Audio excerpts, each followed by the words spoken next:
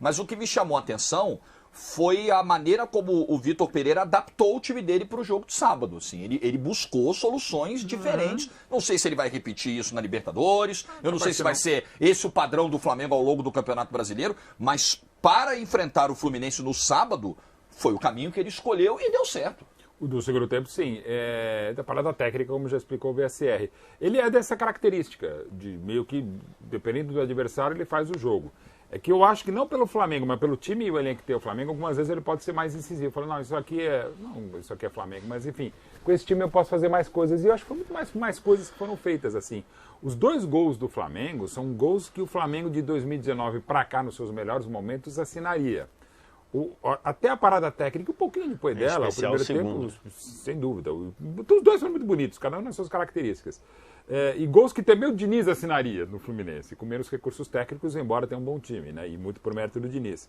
Assim, eu não quero também ser de um mau humor atroz, falar que, apesar do Vitor Pereira, foi um ótimo jogo. Mas, assim, foi muito pelas individualidades, tá? E por uma queda de produção do Fluminense, que acabou nos 60, acontece, né? Pode acontecer. O primeiro tempo do Fluminense foi melhor, mas não tão melhor para fazer a vitória que o Flamengo no segundo tempo mereceu. E até independente da expulsão, vamos falar do Samuel Xavier, de algumas outras polêmicas, não tantas de arbitragem. O Flamengo acertou o seu jogo, ponto. Vai acertar de novo? Não tem a menor ideia. Onde recebeu o Cebolinha, Isso, tá vendo? verdade. Ele recebeu como um segundo atacante, ele não recebeu como um ponta, né? Você abre o Ala e o Ayrton num momento maravilhoso, né? E, enfim. E eu achei essa questão do Gabi e do Pedro, na verdade, levantada pelo próprio Gabigol, né? A declaração que ele falou, não, agora eu quero disputar a posição de 9. Até porque as informações que se tem aí, a gente só tem informação, olha, do Flamengo tem muitas informações, esses X9, G14, enfim, parece o Flamengo nesse aspecto virou batalha naval, né? Mas enfim, o Bruno Henrique está voltando muitíssimo bem, o que é uma notícia espetacular, aí você pode mudar muitas circunstâncias. Estava sem o Arrascaeta, e é bom lembrar, o Flamengo está sem o Arrascaeta, provavelmente não terá Arrascaeta também Essa na volta final. do Bruno Henrique agora com 3 competições para disputar, maravilhosa, sensacional, voltando ele em todos os sentidos, fantástico. Então, assim, foi um ótimo segundo tempo do Flamengo. Agora, significa que esse é o Vitor Pereira, o Rino Smith ou o Zagallo? Claro que não. Ele também não era um imbecil, mas assim, tá garantido? Não sei, cara. Até o próximo jogo, o Flamengo é muito instável, o Vitor Pereira é mais instável ainda. O humor do rubro-negro é mais instável ainda. Né? Agora já chega... O Braz deve estar assim, do Real Madrid pode esperar, o bobear depois dessa vitória. Eu sou da época era tudo rumo a Tóquio, né, antigamente. Né? Ou ganhava um clássico rumo a Tóquio. Sim, ou deixaram chegar também. Isso. Deixaram chegar, pode até ser campeão. Agora, em relação ao Fluminense, velho... Assim, precisa juntar os cacos, né? Ter um tempo hábil não tanto assim, e pensar, olha, o primeiro tempo que a gente fez o campeonato nos credencia ainda a ter chance, mas 2-0 é que dá uma complicada. Eu acho que nunca na história de 180 minutos, né, da final do Carioca, a gente teve um clube que venceu o primeiro jogo por 2-0 e teve e depois conseguiu remontar. Exato, é muito complicado e fica, embora tem Libertadores no meio, enfim, aguardemos cenas dos próximos capítulos, mas o 2-0 acabou sendo pesado demais pro Fluminense. Uma coisa a gente precisa dizer do Gabigol. Gabigol, ele é o grande nome dessa geração do Flamengo, de 19 para cá, é o grande ídolo, né? Tem gente que ousa aí iniciar uma discussão de Gabigol, de Zico, em termos de idolatria, de coração. Em 2001, né? Em 2001, o Flamengo precisava vencer por 2 e venceu, né? Mas ele não perdeu o primeiro por 2, né? Porque o Vasco, o Flamengo e Vasco, o gol do Pet, o Vasco tinha vantagem do empate. Então o Vasco ganhou por 1 o primeiro jogo. Tava 2-1 o Flamengo, o Vasco estava sendo campeão. Estava sendo campeão, mas o Flamengo precisava de 2 gols, que é o que o Fluminense precisa, 2 gols para ficar vivo, né? Ele precisa de 2 gols para... Mas perder a primeira por 2 diferenças, realmente eu não me lembro. Eu queria destacar, além da discussão do campo, se tem que ser o Pedro, se tem que ser o Gabigol titular, se os dois podem jogar juntos ou não, a postura do Gabigol nisso tudo. No meio de uma perda de titularidade numa final de campeonato, assim, o Gabigol, essa condição de ídolo que o Gabigol tem no Flamengo, ela não é no vento, ela não é à toa. É pelo desempenho em campo, pela identificação com a torcida, pelos gols decisivos e pela postura também. Talvez outro jogador, nesse momento, tornasse o ambiente muito difícil. Um jogador do tamanho do Gabigol, né? Porque o cara do tamanho do Gabigol, numa final de campeonato, tudo que ele representa para o clube, ele perde a titularidade numa final de campeonato, tem jogador desse tamanho que reage muito mal. Sim. Que faz o ambiente piorar, se deteriorar num estalo de dedos. E não parece ser o caso do Gabigol. Assim, o Vitor Pereira falou de uma conversa franca que teve com o Gabigol entendendo e entrando em campo, e você vê a comemoração do gol do Pedro, o Gabigol tá ali vibrando e chamando os caras para vibrar com ele, abraçando o Vidal e indo para a torcida. Isso é papel de líder, né? Isso é papel de ídolo. Mais maduro dele mesmo. Ídolo, isso é papel de ídolo. E eu também acho que o VP foi bem nessa, porque parece que foi uma conversa muito franca entre os dois e que saiu tudo bem, tá tudo ok. E a respeito do que rolou no Corinthians, né, é uma evolução do próprio VP dentro do futebol brasileiro. E eu acho que ele tem procurado soluções. A gente não pode deixar de destacar a grande perda que teve no meio-campo com a saída do João Gomes.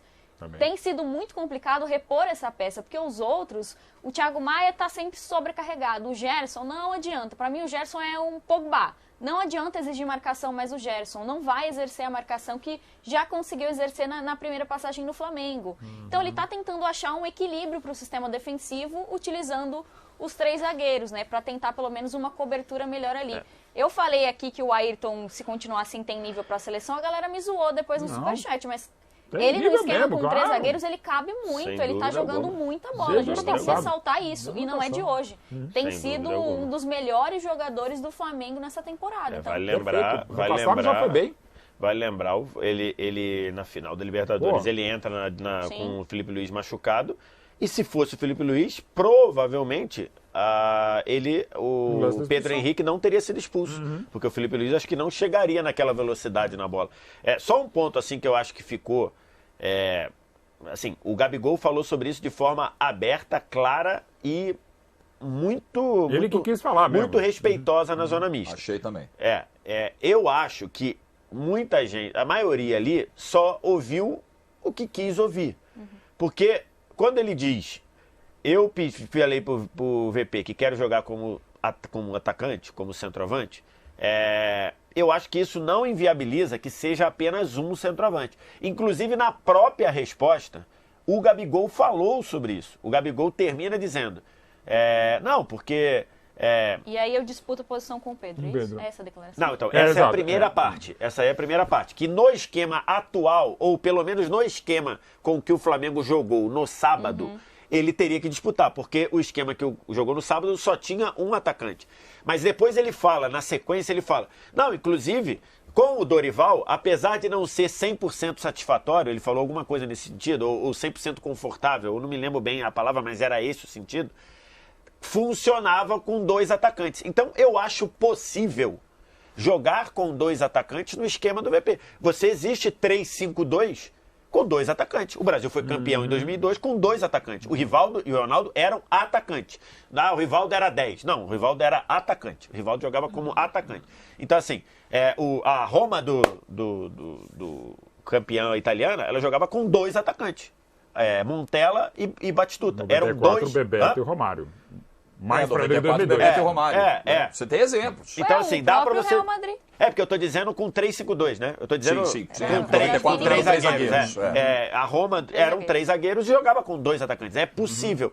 O que o VP usou no sábado, ele usou um atacante. Aí, nesse caso, um atacante. Ele escolheu o Pedro, deixou o Gabigol no banco. Normal, escolha. Todos nós temos que fazer escolhas. Então, acho que é isso. Mas ele deixou claro que ele entende ser possível jogar com 2. Contra o Fluminense não deu, talvez contra o Alcas dê. Esse é o ponto. Mas ele falou que ele não quer mais fazer o papel que nesse jogo, por exemplo, fez o Matheus França. E que eu acho muito melhor você chegar e falar, professor, eu não me sinto do que fazer mal feito. Ou fazer de sacanagem, que aí é pior ainda, né? O fazer de sacanagem no futebol profissional, em qualquer situação profissional, você não pode fazer nada de sacanagem. Ou você fala, eu não estou a fim de fazer porque eu não me sinto capaz, não quero, ou já sou um pica no clube, não quero fazer, que poderia ser, né? Você pode chegar e falar. Você me lembrou o pica do Marca. O abraço pro Jonathan, pica no Marca. Mas então ele pode chegar e jogar. Agora ele chegou e falou, eu não quero fazer essa função. E só para entender, seria a função equivalente ao Matheus França, que passou 40 minutos do jogo quase na altura do Varela lá. Ele não quer fazer essa função. Acho que é natural dizer. Acho que é correto você dizer. Chegar e falar assim, Gabigol, aí poderia o treinador, cara, eu preciso que você faça nesse jogo. Beleza, eu faço. Mas no longo prazo, não gostaria de fazer.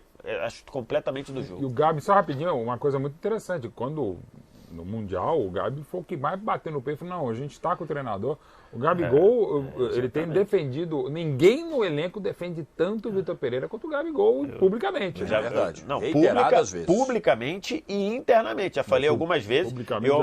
Eu almocei com uma pessoa que é parente de um jogador do Flamengo. E ele falou que ele usou a palavra assim, avalista, que o Gabigol foi avalista do trabalho do Vitor Pereira. Então, ele não está de sacanagem com o VP, pelo menos não estava até 2 semanas atrás. Se mudou, eu não sei. Como nunca me pareceu.